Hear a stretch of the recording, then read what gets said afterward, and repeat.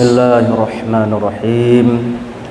Assalamualaikum warahmatullahi wabarakatuh.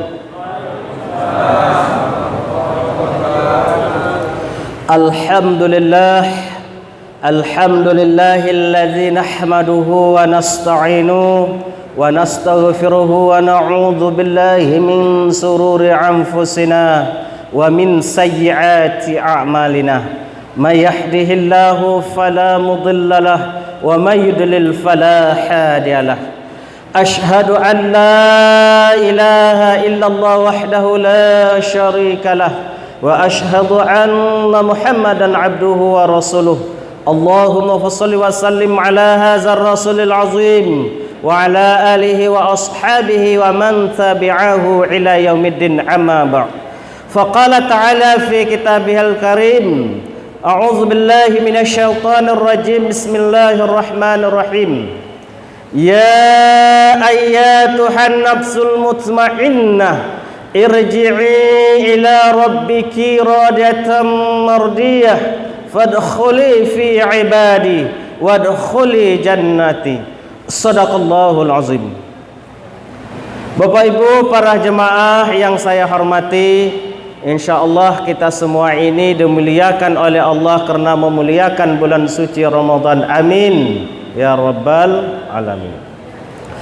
Puji yang setinggi-tingginya, syukur yang sedalam-dalamnya, marilah kita ucapkan kehadiran Allah Subhanahu wa taala. Allah Subhanahu wa taala senantiasa melimpahkan rahmat, nikmat, taufik dan hidayahnya buat kita semua. Selawat berserta salam marilah kita kirimkan buat arwah Rasulullah sallallahu alaihi wasallam. Allahumma shalli wa sallim ala sayyidina Muhammad wa ala alihi wa ashabihi ajmain.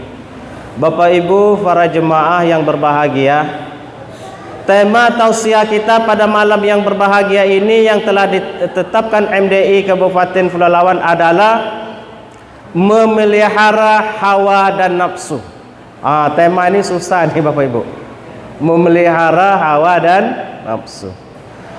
Apa arti nafsu? Nafsu artinya adalah kemauan, sedangkan hawa yang menorong-norong terhadap kemauan tersebut, itulah yang dinamakan hawa dan nafsu. Nafsu kita ini jahat Bapak Ibu. Kalau kita perturutkan, itulah yang menyebab kita rusaknya nilai-nilai keimanan kita, sehingga mendapat kehinaan baik hidup di pandangan di sisi manusia, apatah lagi kehinaan di sisi Allah Subhanahu wa taala. Nabi Yusuf tidak mengaku bebas daripada kejahatan nafsu. Bapak-bapak, ibu-ibu kenal sama Nabi Yusuf? Kenal? Di mana kenal? Tahu sejarah ya. Kalau kenal sama Nabi Yusuf berarti hidup ini 2000 tahun yang lalu. Apa kata Nabi Yusuf di dalam Al-Quran? Allah jelaskan di dalam surat Yusuf, wa ma ubarri'u nafsi, aku tidak mengatakan bebas daripada kejahatan, kata Nabi Yusuf. Innal fahsya la'aratin bisu', sesungguhnya nafsu itu cenderung kepada kejahatan, illa rahimah rabbi, kecuali nafsu yang telah diberi rahmat oleh Tuhanku. Inna rabbi ghafurur rahim, sesungguhnya Tuhanku maha pengampun dan maha penyayang. Apa Bapak Ibu nafsu yang telah diberi rahmat oleh Allah? Nafsu yang telah sampai kepada tingkatan nafsu mutmainnah, nafsu yang tetap, nafsu yang Allah panggil, hambaku masuklah ke dalam surgaku. Nafsu ini kan jahat Bapak Ibu. Proses setelah diciptakan nafsu, Allah panggil, man anta wa man ana, siapa aku, siapa kamu, kata Allah. Apa kata nafsu? Ana, anta. Kamu, aku. Allah masukkan nafsu tersebut ke dalam neraka 1000 tahun. Dipanggil lagi, sama lagi jawabannya. Masuk lagi, sudah 3000 tahun masuk dalam api neraka, barulah mengaku nafsu ini. Aku adalah hamba, sedangkan engkau adalah Rabbku, Tuhanku. Nafsu yang begitu jahat Bapak Ibu, Allah masukkan ke dalam tubuh kita ini bersama dengan ruh, bersama tubuh kita ini. Apa enggak jahat kita? Oleh karenanya para ulama membagi nafsu ini bertingkat-tingkat. Ada namanya nafsu amarah bisu, nafsu yang cenderung kepada kejahatan. Bagaimana perjalanan nafsunya? Sifatnya pemarah, jahil, takbur, sombong, cinta dunia, hasad. Itu sifat nafsu amarah. Apabila seseorang mujahadah, riyadhah, mengikuti Al-Quran Sunnah, memperbanyakkan puasa-puasa yang sunnah, memperbanyakkan zikir, maka Allah sampaikan kepada tingkat namanya nafsu lawamah, yakni telah mencelah. Masih berbuat maksiat, di saat membuat maksiat mencelah diri, ini salah, sudah sadar tapi belum bebas daripada kejahatan.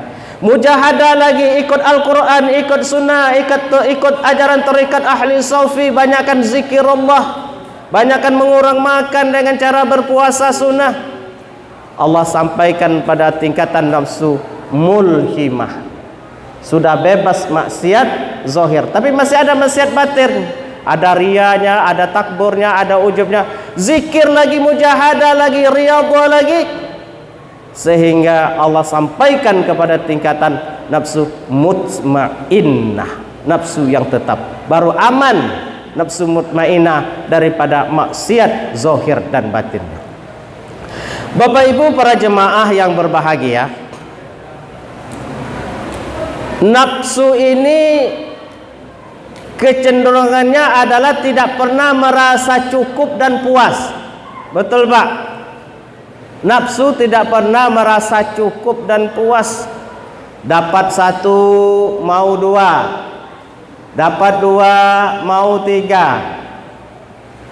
Sudah ada rumah petak mau rumah bulat, sudah ada rumah bulat mau rumah betingkek, sudah ada motor mau mobil, sudah ada mobil sudah puas nafsu sampai situ? Tidak. Kalau dapat mau pesawat. Tidak pernah puas. Mengapa? Sebabnya kita sering merasa risau, gelisah, galau, bukan disebabkan kekurangnya rezeki yang Allah berikan kepada kita Bapak Ibu, tetapi kurangnya bersyukur kepada Allah. Sering merasa tidak pernah cukup atas nikmat Allah. Sifat nafsu memang begitu Bapak Ibu, tidak pernah merasa cukup. Sifat tidak pernah merasa cukup ini adalah orang yang tidak bersyukur. Sedangkan Allah menjelaskan, wala in kafartum inna adzabi lasyadid. Orang yang tidak bersyukur akan diazab oleh Allah. Jadi ibadah puasa ini suatu ibadah yang paling efektif untuk mengendalikan hawa nafsu. Bukan puasa itu Bapak Ibu untuk menghilangkan nafsu, tidak, tapi untuk mengendalikan hawa nafsu daripada nafsu amarah, nafsu yang negatif, menuju ke nafsu yang positif. Kalau bisa sampai kepada tingkatan mutmainnah. Apalagi kejahatan nafsu. Kejahatan nafsu tidak mau sifatnya ikhlas. Ini sifat nafsu. Ingin dipuji, ingin mendapat popularitas, beramal ibadah mengharapkan sesuatu yang ada di tangan manusia, mengharapkan imbalan. Itu adalah nafsu. Sehingga kalau kita perturutkan, rusak nilai-nilai ibadah kita. Rasulullah bersabda, salasun mukhlikatun suhun muta'un wa huwan mutaba'un wa ihjam mar'i binafsi. 3 perkara kata Rasulullah yang menghabiskan nilai-nilai amal ibadah. Yang pertama bahil, Yang kedua mengikuti hawa nafsu. Yang ketiga ujub, heran akan dirinya sendiri. Jadi kalau nafsu kita perturutkan Bapak Ibu, rusak amal ibadah kita. Nafsu ingin dipuji. Kadang-kadang sifat kita tidak semestinya mempunyai sifat yang dipuji. Orang puji kita dengan kecantikan, dengan ganteng, dengan baik, dengan banyak amal ibadah. Padahal yang semestinya kita tidak mempunyai sifat yang sedemikian, tapi kita tetap bergembira, tetap kagum. Inilah nafsu yang jahat.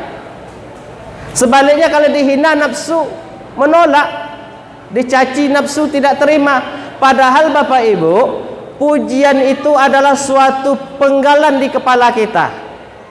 Orang memuji kita, kita lupa diri, merasa sudah pintar, merasa sudah benar, timbul perasaan riya, ujub, takaburnya. Padahal sifat yang sedemikian adalah dosa besar. Sebaliknya, cacian manusia itu adalah suatu cambuk bagi kita untuk introspeksi diri, untuk mencari kesalahan dan kekurangan diri sendiri supaya kita bisa memperbaiki diri.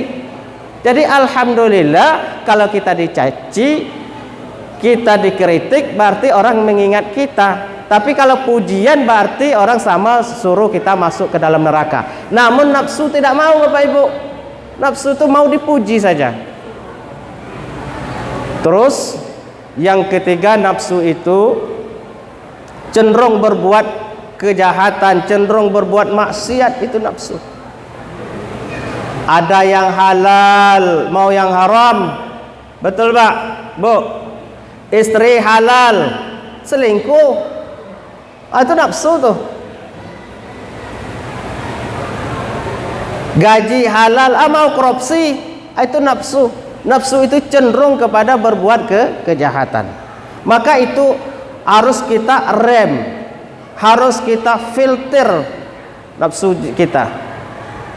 Wa amma man khafa maqama rabbi wa nahan nafsa 'anil haya fil jannata hiyal ma'wa. Orang-orang yang takut akan kebesaran Tuhannya, menahan daripada hajakan hawa nafsunya, tempatnya adalah surga.